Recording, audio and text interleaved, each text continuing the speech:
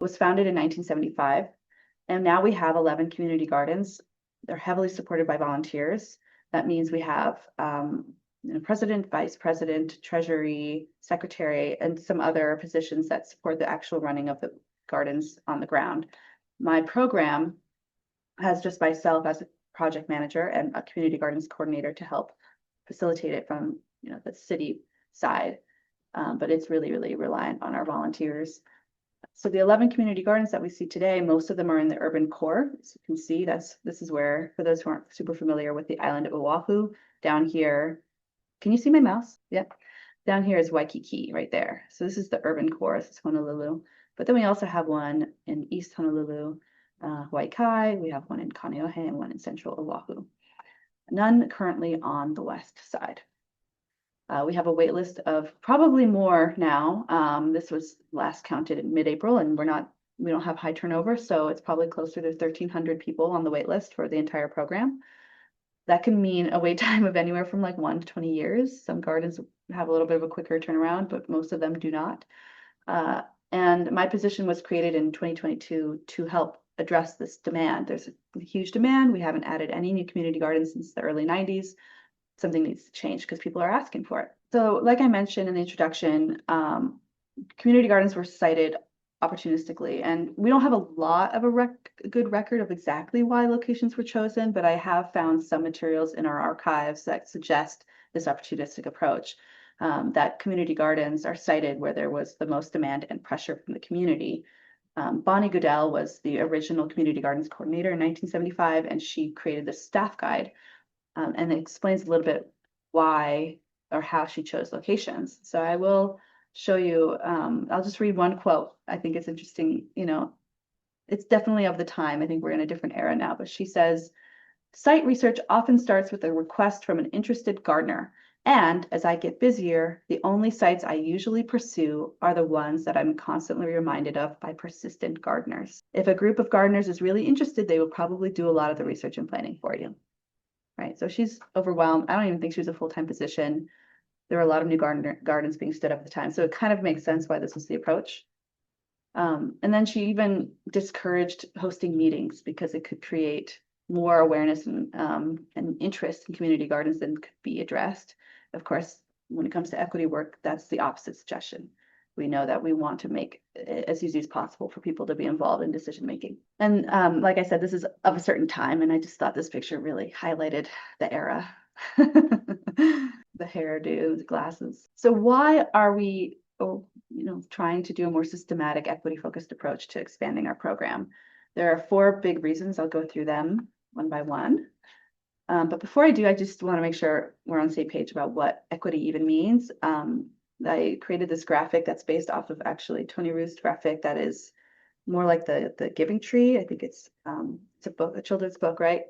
But I wanted to make it a little bit more place-based to Hawaii. So I have an ulu tree, and we see that equality is demonstrated by sort of a slanted tree where the fruits are not easily accessed or equally accessed by everybody, even if they have the same tools to access it, which is in this case the exact same height ladder. Equity would be custom tools that identify and address the inequality. So we see that they have different height ladders so that they can equally access. So the equity is it's the process for arriving at equal access. I like to situate this also within the larger context of justice and liberation. Justice is the process to fix the system, to offer equal access to both resources and opportunities. So the ulu tree kind of represents the system, and maybe we should change the root cause issue, which is that the tree is sloping and needs some care to be upright.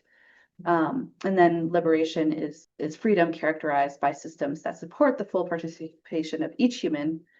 So eventually we wouldn't need these equity tools, but we don't live in that world yet, right? Which is why I think it's important. Okay, so the first motivation is that we have historically underserved regions and communities on Oahu by our program. Not only is it very visually obvious because we have all of these community gardens located in the urban core, we also surveyed our gardeners and found that we have underrepresentation specifically with Pacific Island, Native Hawaiian and Pacific Islander communities. And that's strange because, I'm in Hawaii. We're in Hawaii. Why is this the underrepresented group? We don't know exactly. This is data is compelling. It's telling us something. We don't know if it's because we're not, citing locations in areas where there are higher concentrations of Native Hawaiians and Pacific Islanders, or if it's maybe the English allotment garden model itself that isn't necessarily appealing. We should take note that the reason could be various, but it's still important to take note. So when we did this survey, this was kind of one of the big takeaways. It's like, oh, we have a lot of diversity in terms of age and gender and even ethnicity and race, but here's the group that's largely underrepresented.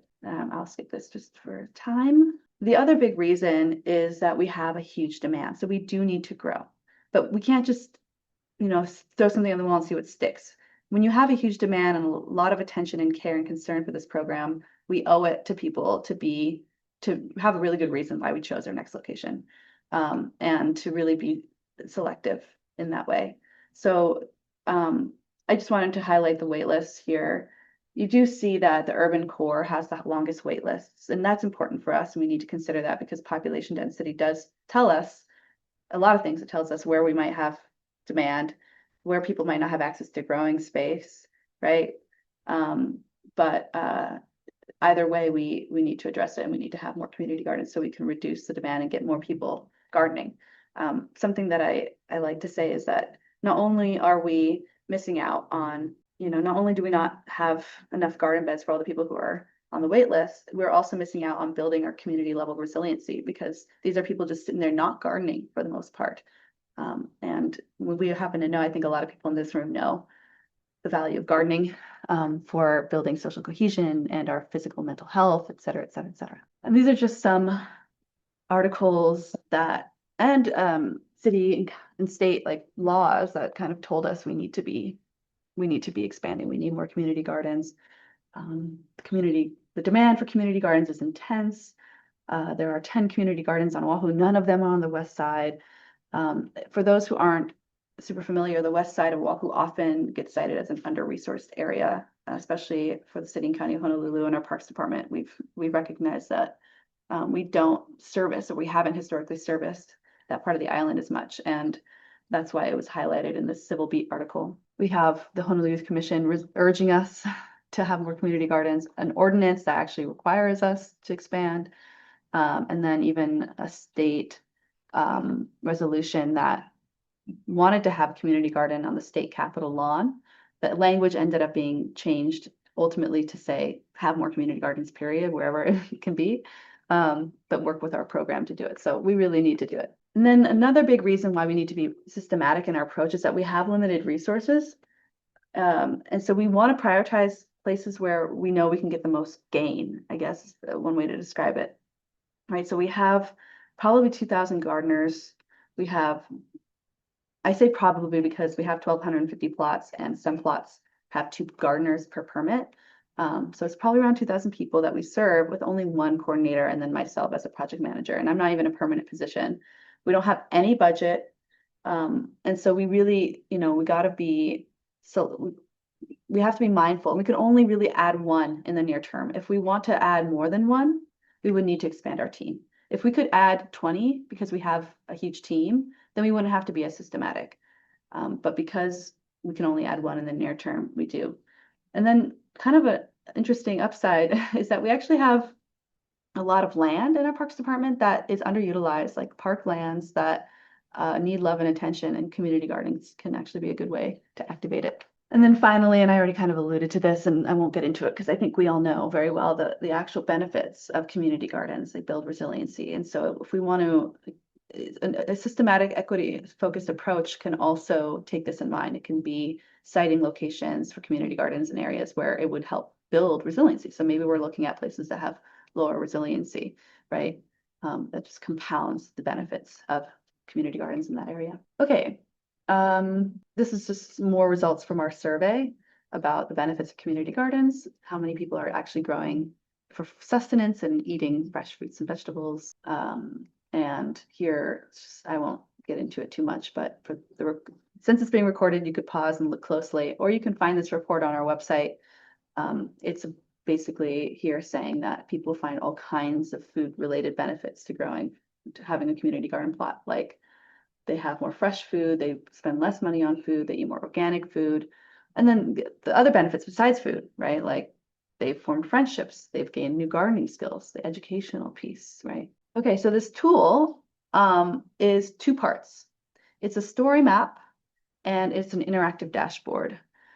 I contracted with a food system planner here on Oahu named Hunter Hevelin. His company is called Supersistence, and he has a lot of background in urban agriculture here and has even researched how the Parks Department in particular could, or the city and county could, better plan for urban agriculture.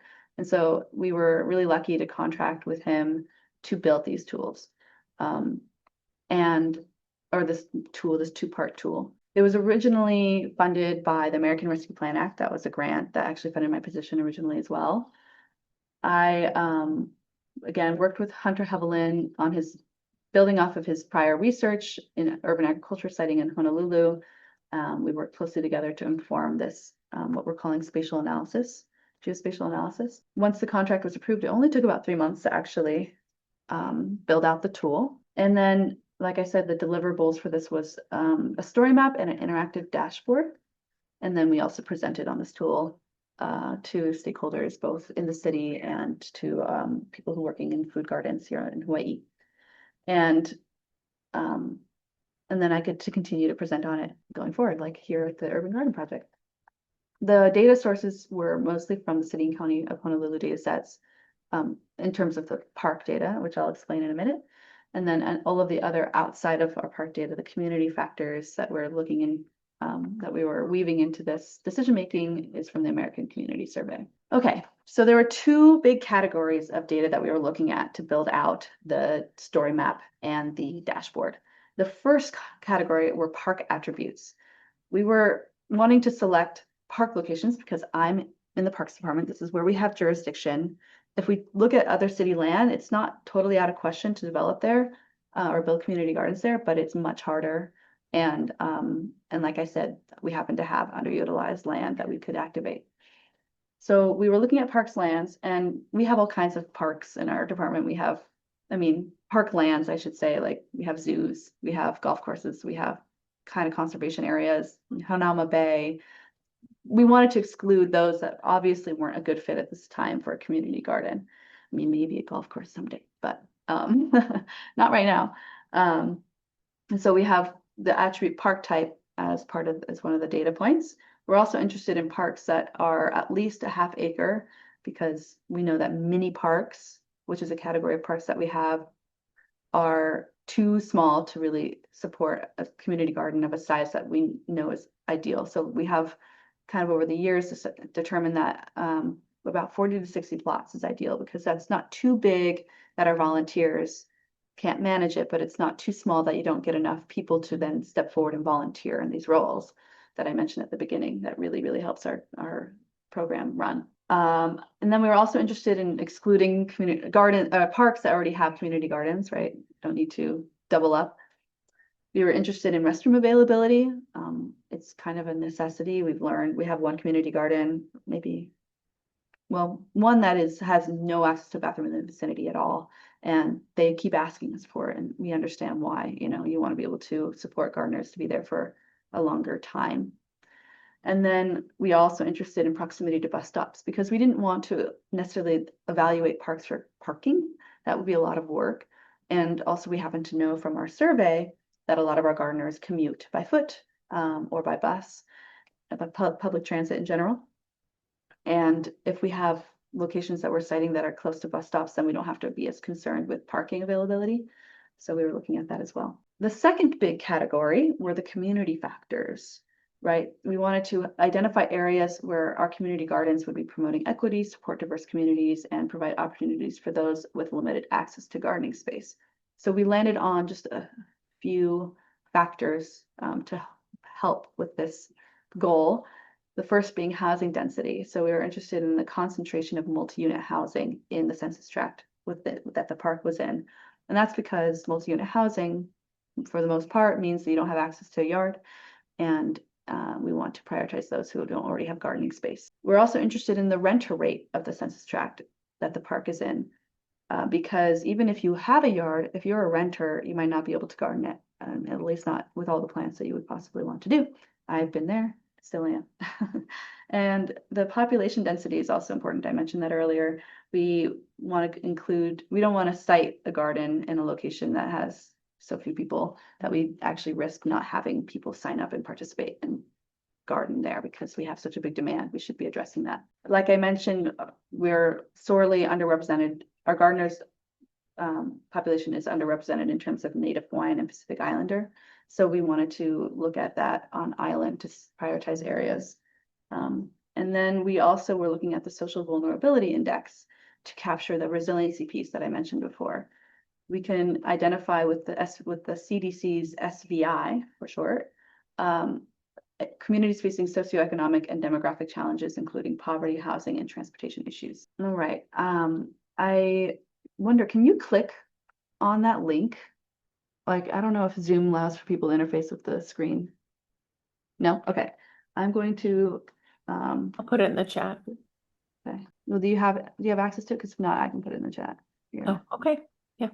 Here we go. This is the story map, and the story map also links you to the dashboard. So feel free to open this if you want to peruse as I go through, or just watch along and check it out later. Either way is fine. So we included, you know what? I'm going to walk through it. So I should just, all right, here is the story map.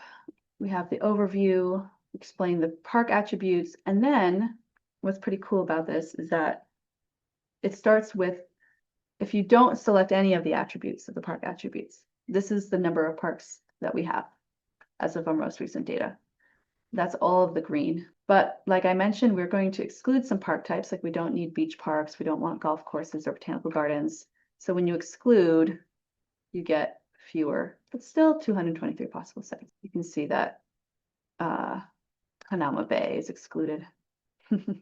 Minimum size requirement, again, if we eliminate all parks that are less than a half acre, then we get 204 possible sites. And then we remove gardens that have, or parks that already have community gardens, so then we get it down to 196. If we're only selecting parks that have bathrooms, which is what all the white dots represent, then we get down to 139 possible sites. We are also interested in transit connectivity. So by looking at places that have a 5-minute walk to a bus stop, we get it down to 130 possible sites. So that says a lot about our parks. They're pretty accessible. And then we get into the community factors. And here we just show the maps of the data.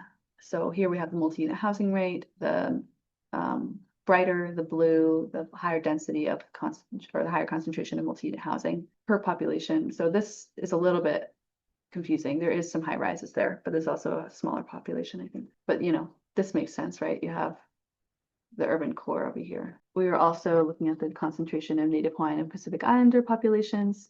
We see that the west side of Oahu has a high concentration as well as Waimanalo.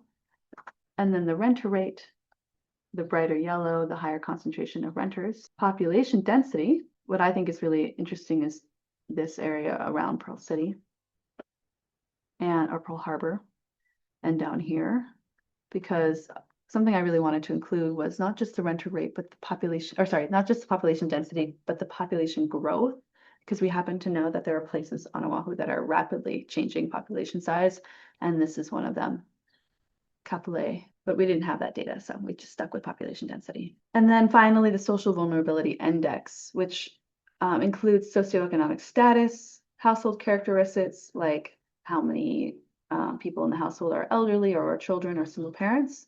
It also includes racial and ethnic minority status, and then housing type and transportation, and vehicle access, right?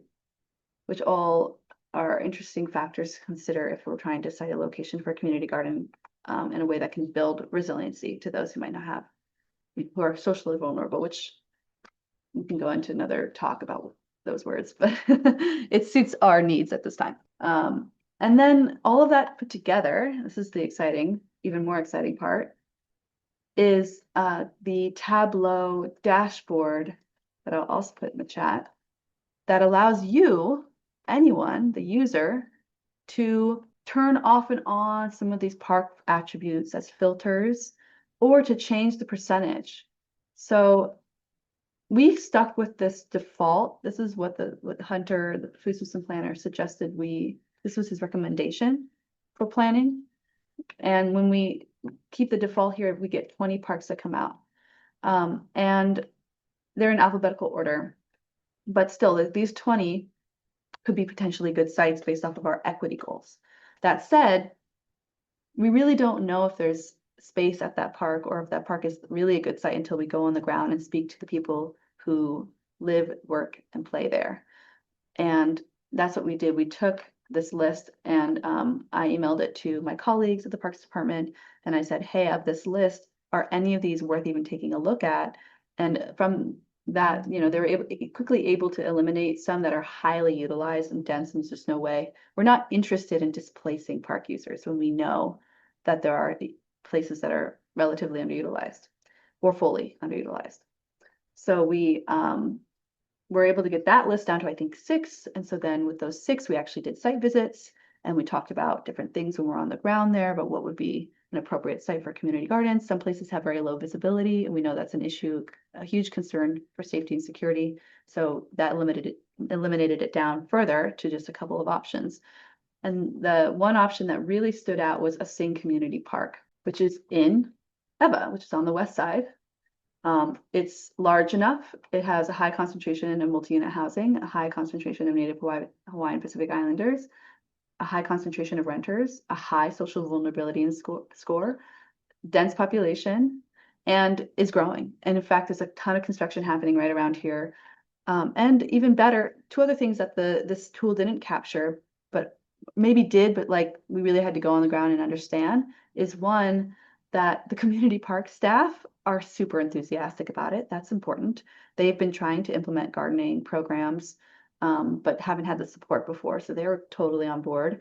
And 2, adjacent to the park is public housing, elderly housing, and like transitional housing, and that's growing. And there are raised garden beds at the public housing site. So what's also really interesting about the work that I get to do and talking to different researchers about community gardens and learning about what works and what doesn't work is that we find that at public housing sites, it's very, very difficult to get community gardens up and running for various reasons. Part of it is liability concerns with the Public Housing Authority. And so one of the best ways around that is to support public housing by having community gardens adjacent, but not on their property. So if we can select locations that are next to public housing, then it's kind of a win-win in that way. So just to say, like, this tool gets us really far. It gives us this great list that then allows us to explore on the ground, but it doesn't tell us everything. And let's see, I'm just going to skip through here. So like I said, we selected a Sing Community Park. I took I think the first half of this year, really, a few months, to engage the residents around this location, to talk to the park staff, to talk to the neighborhood board, to talk to different representatives, just to make sure that while this is an interesting site, I want to make sure that it actually is something that the community would want. And we got some really good feedback from residents who live nearby. There's some resistance because there are people who picnic here, and we didn't want to displace them, but we were able to assure that this whole area can still be used. And we can look into, and actually I've already budgeted for park amenities that offsets that displacement, right? Like picnic benches, shade, ways that make it easier to sit and be a picnicker in the rest of this area. I have a report on our website. If you look up bit.ly/planning growth, capitals are important, I think. You'll find this report on the community engagement that we did on this site selection. There are some limitations, like I mentioned, the fact that there's only so much you can see until you go on the ground, but there were other limitations too, like our data sets in our parks department are a little out of date. We don't have a good system to keep all of our park data completely, relevant all the time. And so we have to take that with a grain of salt. There might be park locations that we've missed. And that's why I'm still open to hearing from the, community members who are very interested in telling, I get emails frequently saying, hey, what about a community garden here? And we love to hear that because I catalog it and make sure to keep it in our records for when we do grow our team and can expand more quickly. The social vulnerability index data was taken down by the CDC during the big federal defunding campaign, basically, from the Trump administration. And thankfully, someone saved it. So our food system planner was able to grab that and keep it in our geospatial analysis. What else? Race and ethnicity data is a limitation too, because Hawaii is so diverse and there's a lot of people who identify as mixed. So it's not the perfect data, but it does get us in the right direction. Limitations to operationalizing equity overall. I will say that, in a perfect world, we might be like City of Seattle, as Navera here, where we get to ask people for their race and ethnicity or their zip code and prioritize on a permit application people who we want to serve, Is that right, Navera? Yeah, that's right. We every 2 years we do a survey where we ask all of the members, all of the gardeners, all of their information, basically every demographic information we can think of, how they get to their garden, whether they walk or take the bus, and only about half of the gardeners respond. We get about 2,000 responses every 2 years, which is not bad. And then we collect all that data and use that to show our council members just how important these gardening programs are. Amazing. And do you also get to prioritize people to give plots to based off of this data? We have a priority placement system, so it is self-identification, but we have a list that you can check and see if you're part of those minority communities, and then you can check it yourself. And then when we assign plots, we look at the priority placement list first, run through that, and then reach out to other people on the interest lists. That's great. So that's the perfect application, I think, of an equity tool, right? You're not just citing locations and where these communities exist, you actually ensure that they're accessing it. Whereas we're not allowed to do that. At least the lawyer that we work with says there's no way. We cannot prioritize certain communities. So I think maybe there's a workaround if it's just a different lawyer, different mindset, but at this time we're not able to do that. So the best approach we have at our fingertips is to just try and have them in the location where these communities live. And then there's also a huge limitation in terms of funding. So luckily, I was using the ARPA grant, which is a COVID relief grant from the Biden administration, to fund the geospatial analysis. Granted, most of that was to fund my position, and there's only a little bit remaining to do something like this. And we paid a pretty fair price to get it done, and that was $12,500, and it could have been easily double, I think. But because the food system planner we worked with, I think, has been doing this for a long time and really cared about the mission, it worked out. I would have liked to definitely pay more, and it's just I don't see funding for this happening in the near future. And then let's see, the final limitation that I already kind of mentioned is not everything is captured in this analysis, right? Like public housing sites nearby, the fact that its population is rapidly growing and the area is rapidly developing, there will be more multi-unit housing. The other characteristics about the park that we didn't want to spend too much time weaving into our analysis, but knew we would want to check out when we were on the ground, which is like, is it flat? Is there parking? Is there lighting? Is there a spacious area that's easily visible? Those little things. And then also whether or not it's utilized. That's something we had to ask this park staff and the neighboring community about. I see a question in the chat. How much data did you have to input into ArcGIS versus how much was already in the program? Does your city have a dedicated GIS person, or did you say that was? Yeah, so we actually have, it's called Honolulu in HOLIS. What does it stand for? Honolulu something information systems, but it is basically our GIS team. And they had a lot of this park data already in, I guess, the right format for it to be integrated. But also, I think some of it had to be converted, and like we had a spreadsheet with all of our parks. Do we have that in GIS format? I'm not sure. I wish I could answer that question more thoroughly, but we do have some support in this already with the City and County of Honolulu. Does that answer your question, Amita? All right, so now, I've given you the links. If you're not already messing around with it, you're welcome to at this point. When you first open the dashboard, there's a window that pops up that explains how to use the tool. And that's the same thing as you see on the screen here, but I can actually, I think I'll stop sharing, and we still have a good amount of time for any questions before I wrap it up. Yeah. I have another question, Anna. So you had I loved like how you eliminated and kind of made the list of parks smaller and smaller and smaller. based on criteria that kind of like disqualified them. So curious, like, did you go into the process with like a small handful of parks that you thought would be the ones or the one? And was that what the data showed you? Like, did your gut match the data, or did you just go in like not having any preconceived ideas about it? The only preconceived bias I had really was wanting to prioritize the west side. That was a hunch that I think was proven to be important at the end. Otherwise, when it comes to parks, I when I started this project, I was only here for a couple of years, and we have maybe less, year and a half, and we have almost 500 parks. So we have a lot of parks in our inventory. It's crazy. We manage so much land in our department. I mean, that might not be that much compared to other cities actually, but like maybe New York City is different. But it's way too much for me to have any sort of idea about what parks that would crop up. Yeah, that's what's nice is like I really don't want to. That's the problem with even the most, I think, well-intentioned planner can still have these biases, and that's why data can kind of help check them and either affirm or deny them. Yeah. Other questions, comments, concerns? I wish this tool were available to everyone across the globe.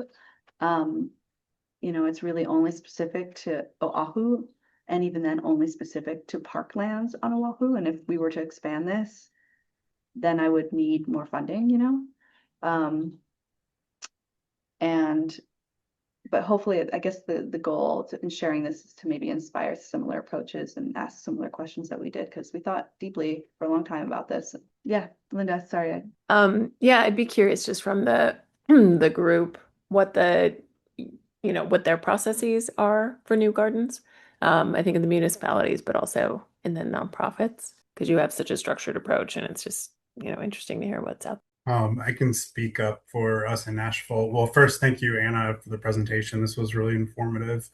I too was impressed by the approach and the amount of data and care and intention that was placed into it. I know from our perspective, we are very in the early stages of kind of launching our network, so to speak. So, and as a nonprofit, we're really depending on a lot of community members to come to us for new garden sites, whether that's communities of faith or communities that have unearthed an old garden in a parkland, and then come to us to help make it legitimate and to help find funding sources and support. Some of the parks or some of the gardens that we've worked with for a long time now, or the past number of years, we were reached out to by the city to help, or a Friends of Parks organization to help start the garden in the park. So we're really just now looking at determining how do we make selection processes like this when we have a number of community gardeners coming to us wanting a garden. How do we determine who we're supporting and why? So I really felt like I can take a lot from your presentation in that regard. So thank you. Yeah, I find it interesting in your case how you're a nonprofit, right? So you kind of get to be agile, and maybe you can support more than one in the near term. And so being as specific in how you prioritize might not be as critical as it is for us. I do have on our website bit.ly/planning growth. It's sort of a call to community groups and organizations that want to start community gardens on public land and parks land. That's a different process altogether. You don't have to, you could use this tool to make the case that we hope that this tool can also be used ways and advocate for a location. You can change, right? You can change the data and the filters and the percentage you want to maybe you're more interested in prioritizing social vulnerability. Then you can say, here's the park that really crops up. Can we partner with you to do that there? And we'll be like, well, we so appreciate you using this tool because now we can be in alignment with our growth. But at the same time, if it's a community group doing that partnership work and they're taking all the load, then we can say yes in different ways. We haven't found that partnership yet, but we're open to it. Carlos, I saw you went off mute. Yeah, thank you for the presentation. I just want to speak about our process here in New York. So I think piggybacking on the idea of New Yorkers having access to green space within a 10-minute walk. That's our vision, not our mission, because it's going to be impossible. like bring them strides to for New Yorkers to have within walking distance a community garden. But as you know, it's hard work. Kind of like having dedicated volunteers is a year-round effort. So that's kind of like one criteria that we use when communities ask us, we want to start a new community garden. So first we ask them, why don't you just join an existing community garden in your neighborhood before we start a new? And then if those gardens are full capacity and there's real kind of like it's a vacant lot in the neighborhood, we're open to have that discussion. But it's mostly driven by grassroots efforts of people coming to us, knocking on our door. We want to start a garden here. And when we see that passion and we see a organized group, we continue hand-holding that process, and then we start taking it from there. Given that we have such a density of gardens in specific neighborhoods, maybe some of you already know, like our gardens are clustered where we have neighborhoods with historical disinvestment and also like mirrors what happened with redlining as well. So we try to go to neighborhoods that lack access to community gardening as our priority, for example. But we tend to tell people like first try for a 1 or 2 seasons in a garden before actually making the effort of like starting a new garden. But that's our criteria already. I'm interested in that vision of everyone having access to a garden in 10 minutes, I think, and walking. I think that's really powerful because it doesn't just assume, the person who's gardening is benefiting, but it also anyone who can just walk through can benefit. Yeah. Carlos, does that apply to parks and gardens? Or So for parks, for the city to acquire new property for open space for parks specifically, that's the criteria number one for sure. It needs to be like where there are gaps of open space where people are not served by green spaces. For us, that's kind of like for gardens specifically. We try to fill those gaps with gardens where we have those gaps of open space with gardens. But sometimes we feel the passion of neighbors who wants to start a garden. So we work with them through a community participatory visioning process, and we work with them closely if that's the project that really want to see in the garden before taking on such a demanding job of being a dedicated community garden, because they have requirements. In New York, they function as open spaces. They have to be open to the public at least 20 hours per week during the growing season. And that for us is from April 1st through October 31st. So it's a big commitment. And they also have to host at least 2 public events per year. So it's a big commitment to maintain a space, keep it clean and safe and active. Cool. Yeah, I was just going to share with Doug that, like Nashville, a nonprofit. So the nonprofit gets to play with everybody. And it's interesting because the city goes through a similar process to what you outlined, Anna. Those are the only gardens, I think, in the case where Doug sort of, as we say, sort of imposes or is just sort of invited in to do it because that process has already happened in the background. And then everything else is a community call to see where they want the gardens. But it'd be interesting to do a comparative, to see the different cities and how you all evaluate your green space and then allocate the gardens. And see if there's some standardization opportunities there too. There is one restriction for us here in New York, like we're not able to start gardens inside parks, public parks, right? Because that would be alienation of public land, of like public access, because these spaces, as I said before, our gardens have limited hours. Parks needs to be open year round from sunrise to sunset. So it becomes complicated. So does that mean when you have new community gardens, you then are basically creating new public lands? Or because or in some cases, maybe it's still on private land, but you just help, right? Like the church partnering or something like that. Or so in our case, it's like it's city-owned land that we acquire or transfer from other city agency, for example. So while we transfer the jurisdiction to us, that piece of land is not map parkland. It's under the city's jurisdiction, but is not for dedicated park use. So that's where we have that flexibility. Like when we acquire private property or we transfer from a different jurisdiction, or our owner wants to donate their land to us. Just a little, sorry, just one other thing. I had a conversation with Austin yesterday. So one of our advisors is in the city of Austin, and it's interesting because they're trying to figure out just this is the process and how to equitably, because the gardens are very inequitably distributed across the city, just as Anna, you've outlined. So I do think that sharing the tool, I mean, it's just common problems, even in pretty built out systems too.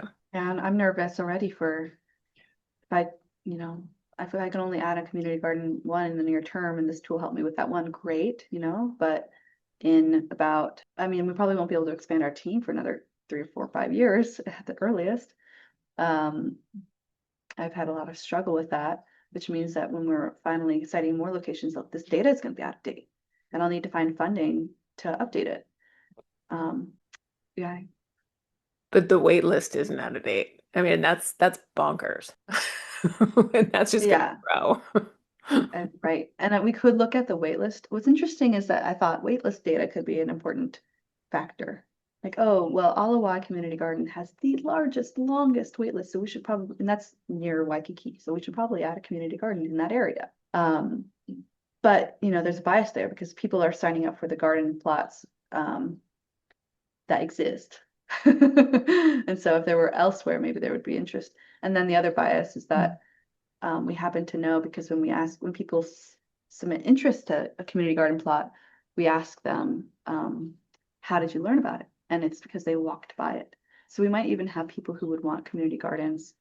The most common reason is because they're literally walking by it. They're not finding us on social media or website, Googling it, or a friend. Mostly it's literally being physically present there. And that would also skew the results. So yeah, the waitlist data tells us we need to expand, we need to have more people, and I'm trying to get my leadership to find the funding for it. But for sure, the rest of the data might not be as, for citing the locations after that. But hopefully by that time, there'll be sources that I can tap into to contract Hunter again or contract somebody again to update that. Just the back end of it. So ArcGIS won't automatically update now that the back end is set up. I've gone to I'm pretty sure minimal GIS trainings, and I thought once you created it updated for you. Not that I'm aware of, no. A lot of the data, park attribute data, is ours, so that's for sure something we'll have to update.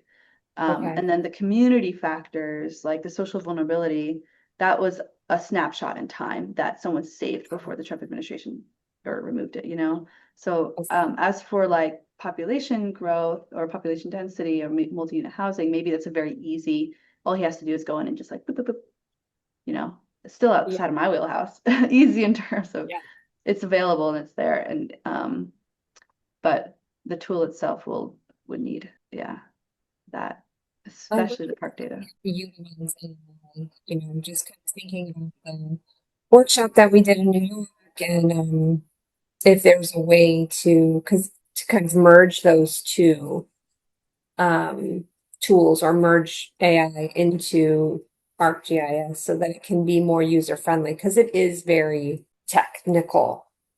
Very technical. We published this before that was really a thing with AI, being able to code. But for anyone else doing this work, I can imagine at the very least, contracting someone who can then employ AI appropriately to make it an easier. I wouldn't trust myself trying to code it and create it myself with Claude or whatever, but I'm sure someone out there can do that. Is there any other final questions or comments before I just wrap it up? Yeah, for me it was shocking to see the wait list. So such large numbers. something that we have worked over the years here in New York is like membership is not attached to a plot. Like anyone can be a member. So anyone can play a role in a community garden. Like, yes, we can create wait lists for plots, but that will has helped us like to increase more membership and build the capacity of the groups and maintain the communal areas as well.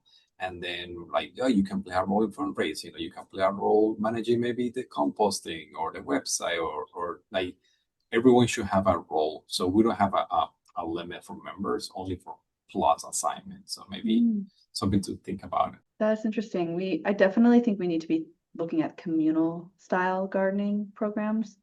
It's not something we're good at. We really struggle, I think, for a number of reasons. One, like we have a year-round growing season. We have fruit trees that grow really, really well that are very lucrative. So there's also like, and a lot of people have a lot of plant knowledge. So there is often competition for communal style. Like if there's an ulu tree, a breadfruit tree growing in a park, which happens because someone gorilla planted it, we get complaints, like someone is picking all of it before they're even ripe and selling them for $5 each. That's a few $100s in a pop sometimes. So the communal style we're very risk averse as a department, and that's something that I'm also working on. But I think it's interesting that you have that in your community garden program. And when I go through the planning process for the actual Sing Community Park community garden that I've hopefully will begin in the next few months, that'll be a question we ask too. It's like, how can we make this accessible to people besides those who have a permit to garden a plot? And for sure, a community compost area would be wonderful. Communal, like we even have some gardens that will do a bed that is meant for everyone to support and steward. Yeah, we'll see how that goes. I would be interested to know, like, maybe on a different call, Carlos, like what kind of challenges you experience with that model too, because we're at the hour now. All right. Well, great presentation, Anna. Thank you for sharing. Yeah, my pleasure. Thank you for having me. And I wanted to also pull this up for those who might not be aware of the Urban Garden Project. And it's established very recently. If you want to be a member, it's open to anyone. You can join with urbangardenproject.world. And there's some other upcoming events that are going to be really interesting. Sorry, I steal the stage there, Linda. If you want to add anything to that? No, perfectly said. Yeah, that's great. Well, thanks everyone. And if you haven't taken the survey, if you'll take the survey, and we've recorded this, so we'll send out a recording as well to everybody who registered. And hopefully, yeah, we'll see you soon on more workshops. But yeah, thanks again, Anna. Thanks everyone for your participation. Thank you. Have a great day. Thanks. Bye-bye.